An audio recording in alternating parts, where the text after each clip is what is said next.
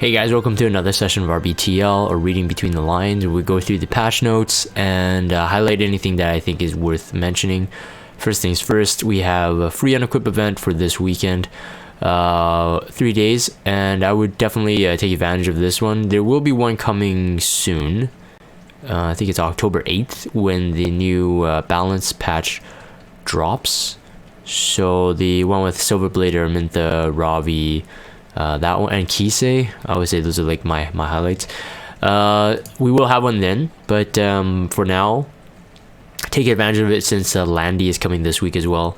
I'm going to spend a bit of time talking about Thieves Under the Light of the Full Moon, side story, fantastic. We got some free gear. I think those are the highlights I'm going to go through, and also a new artifact.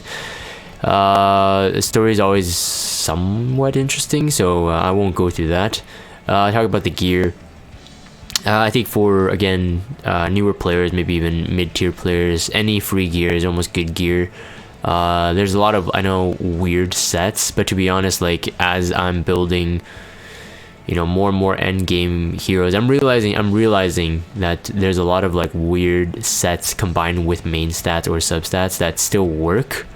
You will have to just look for them. So like the boots, you could potentially use that on like someone like a Champion Zerato, you know, something like that, right? So that isn't that bad. Yes, it's missing crit damage as a potential candidate since it's an attack boot and a crit set, but it's got like some healthy stats there. I mean, if it rolls like all effectiveness, that might be a bit salty, but if it's a combination of all four, it's okay for the boots.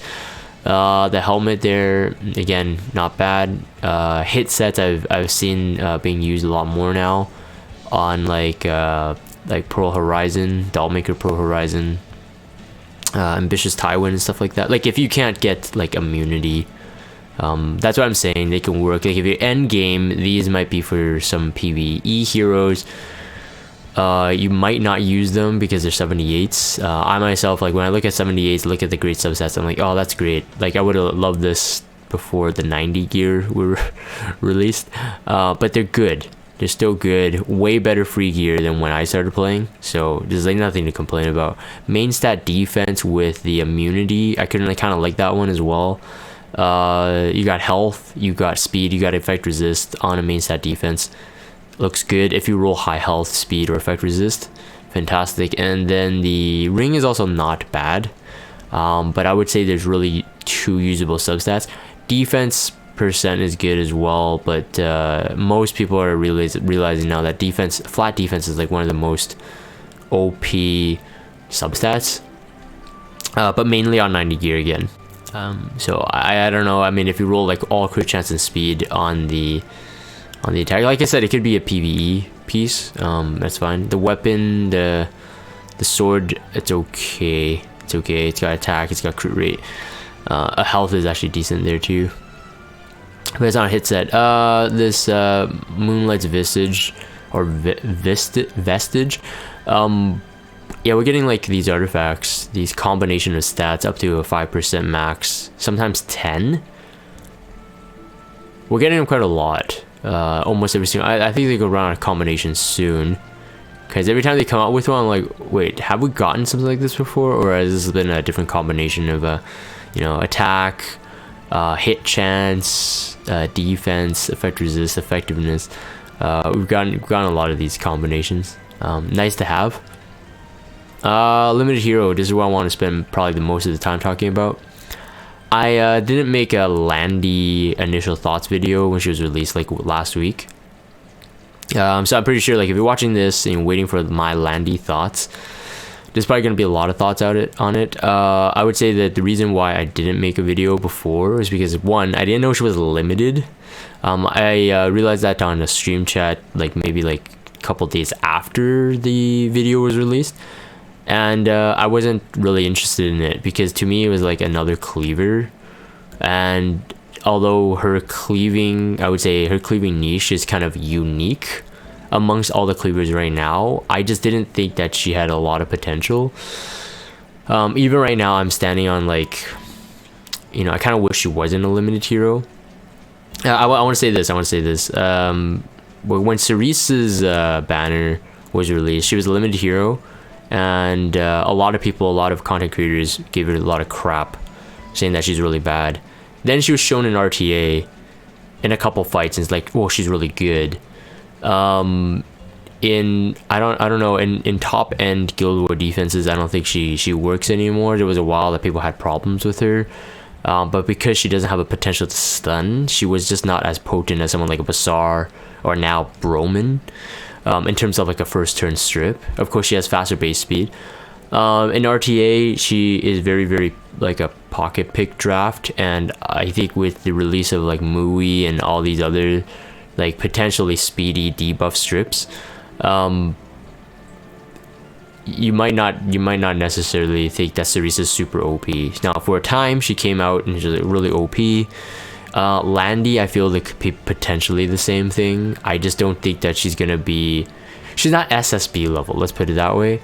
And I'm not thinking that every single limited hero has to be SSB level. My point is just like, is Smilegate looking at Landy and saw the reaction during the third anniversary preview? Are people just getting like really excited and then they're like, okay, let's make her limited? Or was this planned before? So to me, Cerise didn't really hold a really big position in episode 2 in terms of canon. And Cerise wasn't dead, at least when, like, so I'm talking about like DN and stuff like that, comparing. And so I didn't really feel that she had a limited slot. Like, she could have been a regular unlimited hero and Cerise would have been just as fine. So I was saying before in episode 2, Alencia and Lilius technically, in terms of like full kit wise, had a more limited feel to it. So it just felt like limited heroes are a bit diluted, because they're not as special. I just kind of wanted to like I don't even mind them not releasing limited on time. I just kind of want limited to be more special. That is the main reason why I didn't make a video on it. Of course, if you guys are watching this now with that long intro, the long background why I didn't release it earlier, I will talk about her kit here. I think she's good, but like I said, does just like one, it's more of a setup cleaver, a conditional cleaver. So if you're gonna draft an RTA, it's gonna be limited use. In Arena, I think she's gonna have some use because she really benefits off other, like, the enemy having buffs. And since at least if you're champion and higher, mostly everyone is running an FCC on a defense team. I hardly see no FCC anymore. It's like she's one of the cores again. The barrier buff, and most of them run immunity. The immunity buff will help Landy, but then she doesn't have a lot of power, and I'm going to talk about that as well. She doesn't have a lot of power unless you get the greater attack buff, and of course the attack stacks that she gets in her passive. I'm going to refer to this screenshot of this video in a bit, but first a quick thought on her stats. She is a Leo Ranger Earth, so exactly the same as Assyria. If you do have Assyria and you want to see your mock build of Landy, you could do that, but I mean, it's too late. Landy's banner is already coming, so you probably did this a week before. Imprint release is a 2-slot effect resistance at 17.4%, very powerful. We're getting to see that on ML Crow, 17.4% crit rate on a double slot. Once it becomes a double slot imprint release, it's a higher stat than, let's say, an AoE. Totally makes sense because you're limited, but again, maybe you bring this into a Guild War fight. Not saying that she's not usable in RTA either. I think having more cleave options, especially I would say a second turn or bruiser type cleaver is good. She would fit in that role. I don't think she'll really fit in a speed cleave. Maybe she will. Maybe I have my doubts on her being a speed cleave counterpart, but we'll probably see. Like, the speed cleaving content creators will always pump out somehow, you know, to use these cleavers in a speed cleave comp. So I'm talking about like an Athletica C-Dom Oxalot setup, something like that. So she starts off with really good base stats. being same as Assyria, 1158 attack, 6000 HP, which is really good. 553 defense, not bad, and a 112 speed, 23 crit rate, and no crit damage, but self-imprint is attack up to 18% as a 5-star. So I mean, she has a lot going for her. I don't think she's gonna be weak by any means. There are people building Bruiser, so DPS but tanky Assyria is now in PvP for World Arena, because Assyria is S2. That cooldown reset like fully is just really big, plus defense break and unbuffable and strip. Very good to have.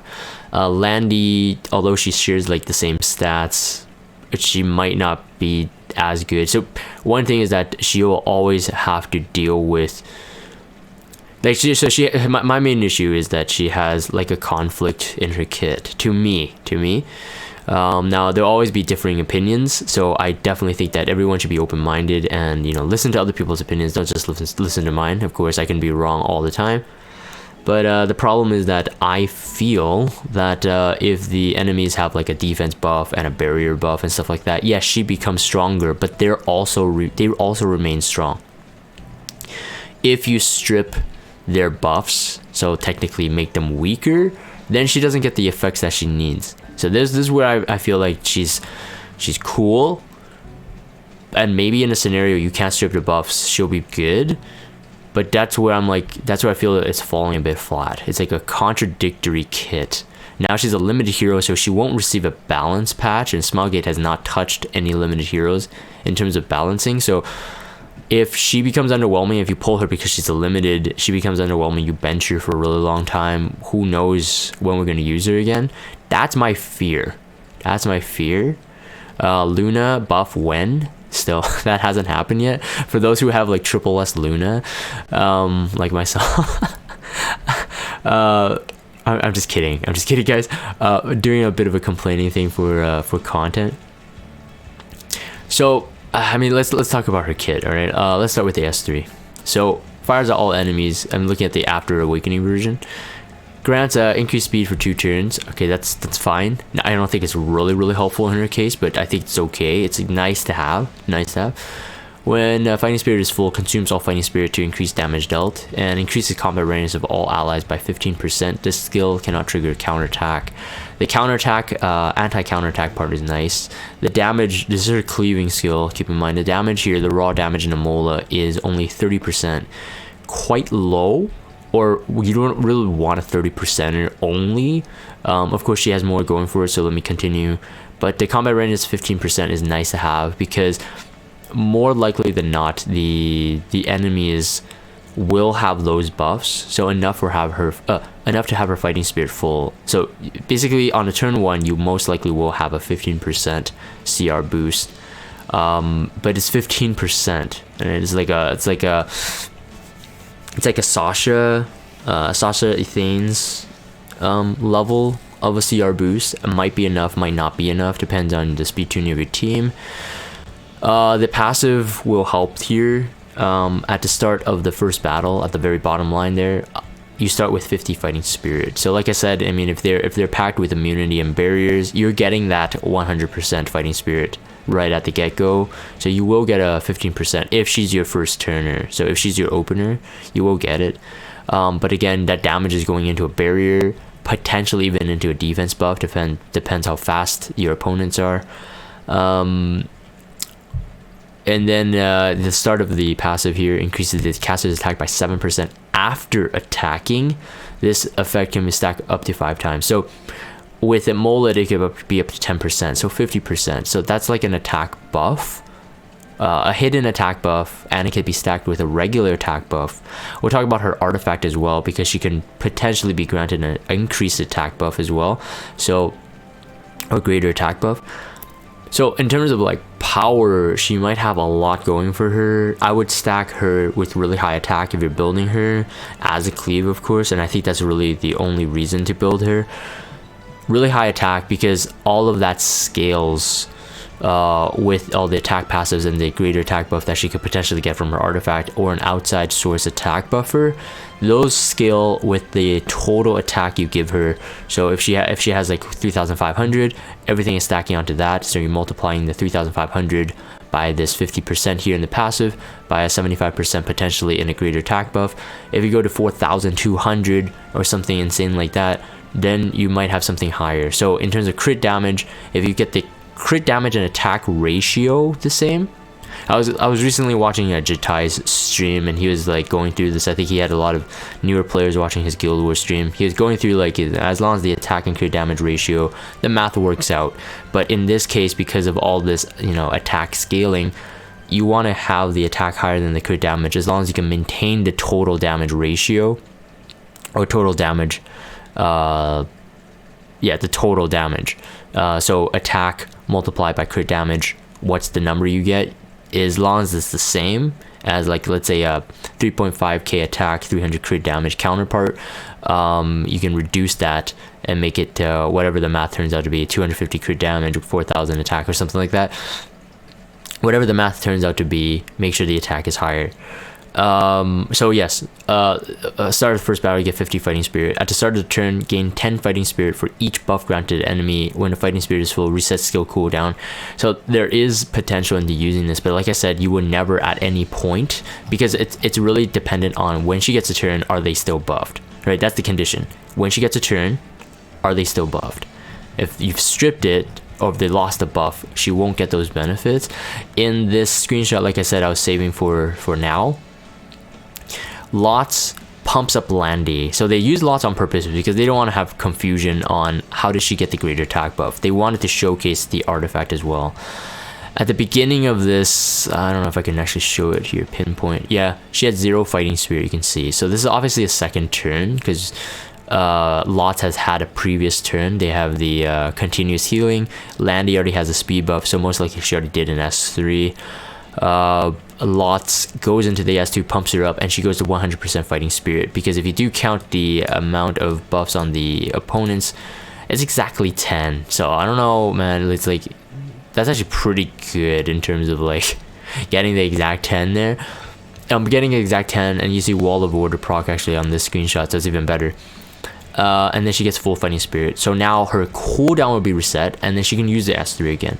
So in terms of a potential like cleaver, this is really good. I think she really does need someone like a Lots or an Oxlots in the team though, because you want to make sure you get a turn when they still have the buffs. So there's nothing worse than like if you're using this team that Smaugit is presenting on the left there, and you don't, they somehow are faster than you, and they lose a buff, and you get like 9 out of 10, so you can't come back with another cleave. That's gonna be a feels bad, man. That's gonna be a big feels bad, man. So that's where I'm like, okay, she's kind of like, I get that they're trying to give her some of her own turn cycling. So there's also a combat readiness on the S1, up to a 15% combat readiness. If the enemy is buffed, the effect is doubled. I think effect is doubled when the enemy is buffed. I think this is depending on when, like, if she hits the enemy who is buffed. I'm not quite sure about that actually. That just occurred to me that might be it. Let me try to scroll through here if I can find it. Who does she attack? She attacks Diane. No, she attacks Alina. So she has buffs. So I think that's how it's worded. So the enemy you have to attack has to be buffed in order you to push yourself another to double the CR. So up to 30% basically. 30% combat readiness. So like, is that enough? Like, are you gonna build really fast? I highly doubt it. I really don't think that's where she'll shine. I think she definitely needs like more oomph. And of course we've seen a lot of whale account reviews now. It is possible to get like maybe a 230 240 speed Landy with like really high damage. I'm talking about like really crazy damage. I've seen like Pavel's, Vivian's, become like they're really fast, but they're really high damage. It's like pretty amazing what can be done now, especially with a really focused 90 gear. Her mods standing right now is at hold on, I have the data mine open here. A 1x mod on the S1 normal. Let's just it's good enough. Normal. The S3 Soulburn would be at a 1.15. Yes, with all the attack stacks, it will help the damage.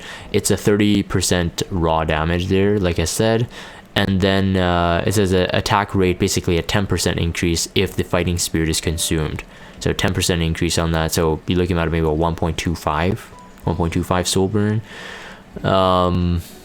Otherwise, without a Soulburn, is 0.9. I don't think it's a problem to get her to a Soulburn though. It's only a 10 soul Soulburn, and like I said, she'll probably not need to go first.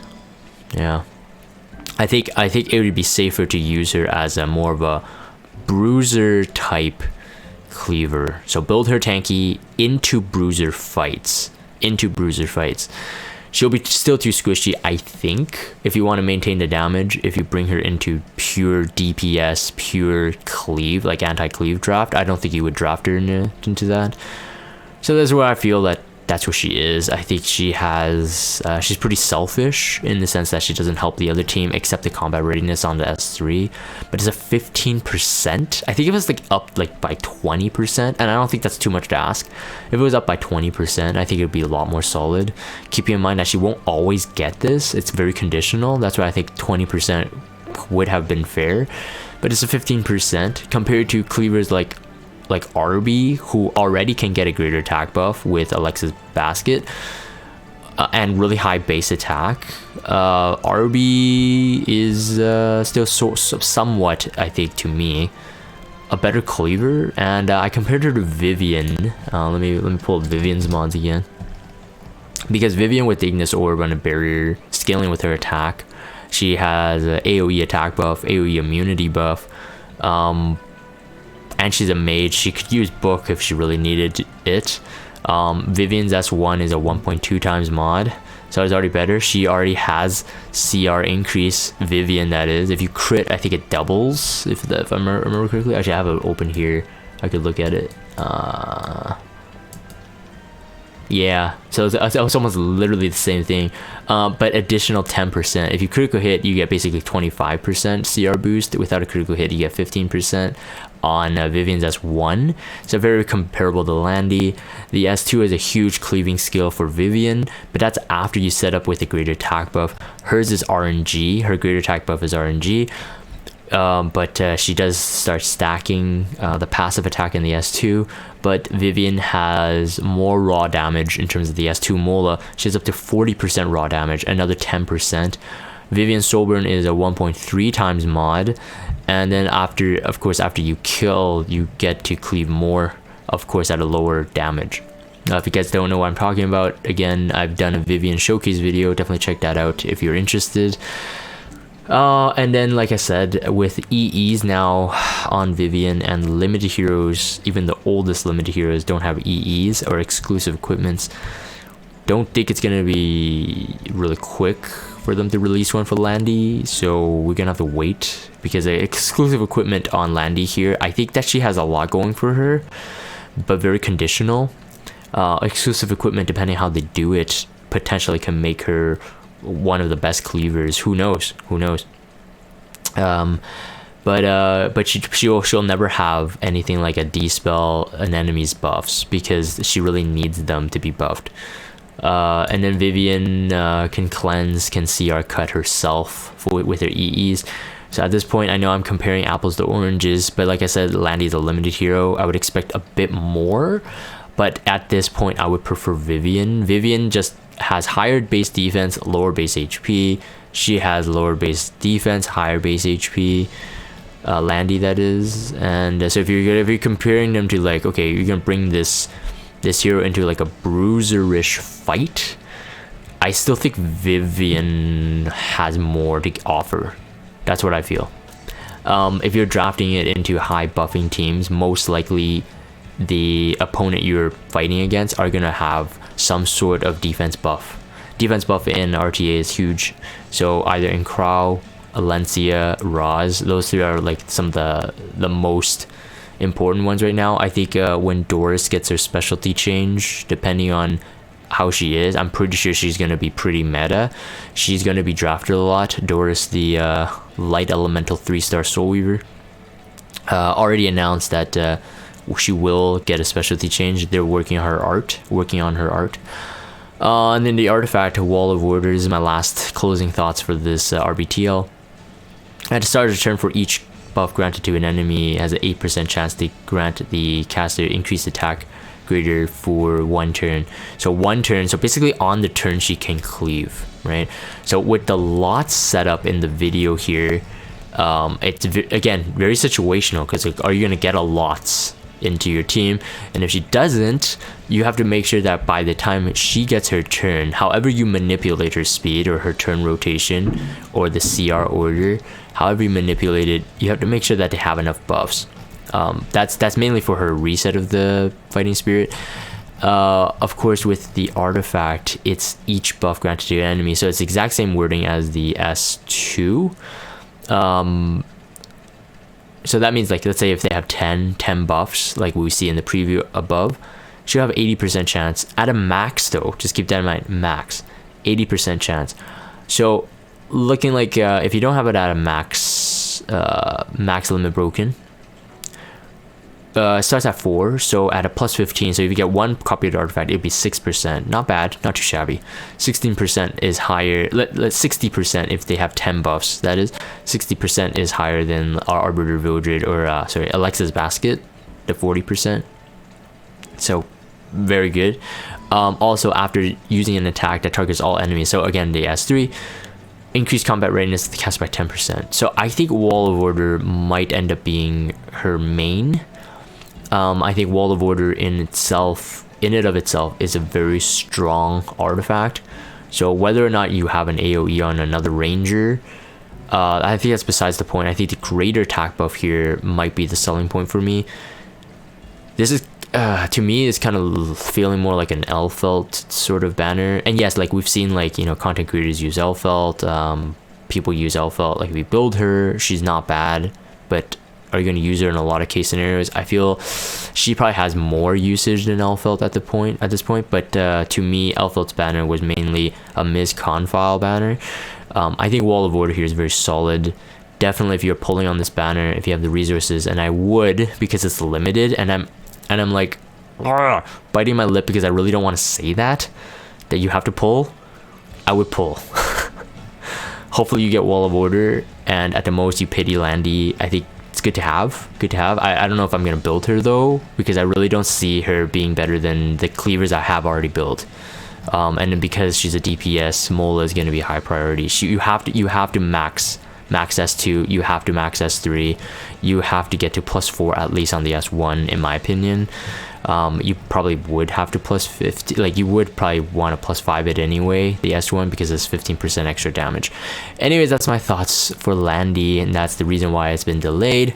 Hopefully this will give you some more insights on whether or not you really want her. Honestly, I think even at this point, players who missed Cerise have not missed out. Yes, she's good, but I don't think players have missed out on her. I myself, like, I used her a bit. I've benched her again, and I don't feel like I need her. So I feel that Landy could be that potential right now. Like I said, we have a limited time for this banner to be here, so I would pull it anyway because it's limited. But do not blame me if you pull her and she's benched, let's say 3 months later.